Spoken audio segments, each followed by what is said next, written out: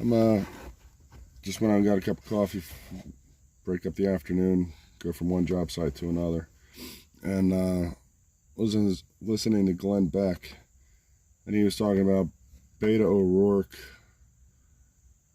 thinks that gun lovers will just give up their guns because they don't like the homicide rate.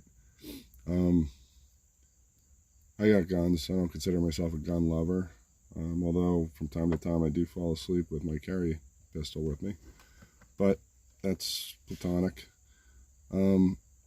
Here's a thing that the whole assault rifle argument is missing. The AR-15 and its variants are the most, as of right now, they're probably the most popular gun in the United States. Everybody that shoots probably has one, or if they like them, they've got a lot of them, 3-4 different setups, 308s, 223s, whatever. Some with, heavy barrels and a scope, some with, open sights or what have you. And that's fine.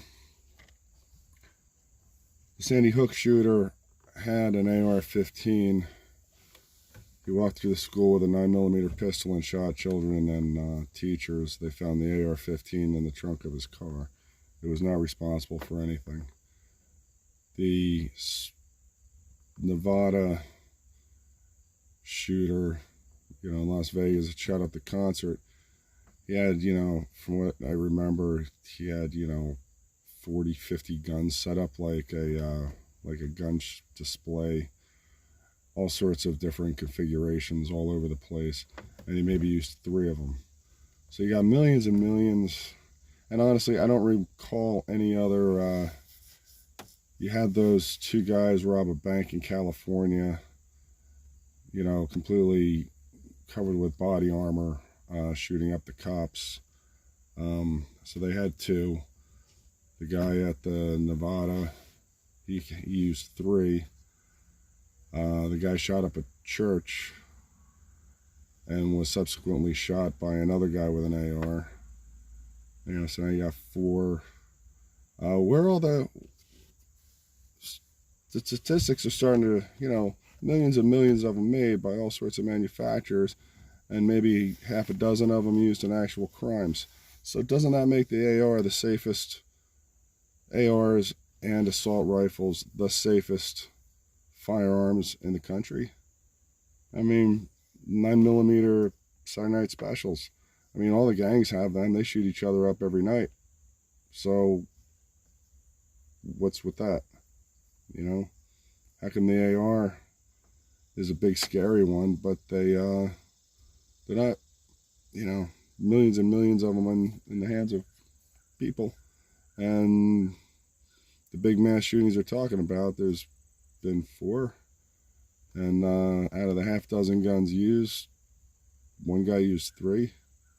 So I'd like to add that into the conversation.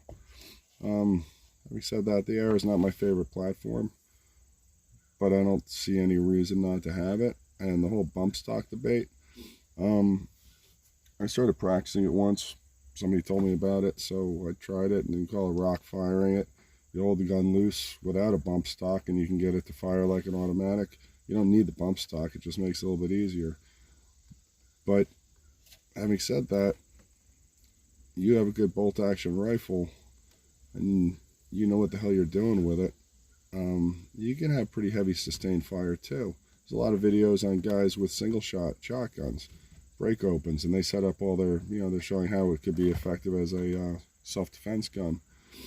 And they line up, 20 shells, and they're popping them out, every 3 seconds they're dropping rounds down the range. And, buckshot, you got 9 pellets, 9 almost 30 caliber pellets flying down the range. So that's actually a serious sustained fire with a single shot rifle, or a single shot break open shotgun. And I'd be more concerned with somebody that knows what the hell they're doing with that than somebody that has no idea what they're doing with an AR, especially since ARs don't seem to be committing any crimes. Anyway, that's my take on that. Throw that into the conversation. Y'all have a good day.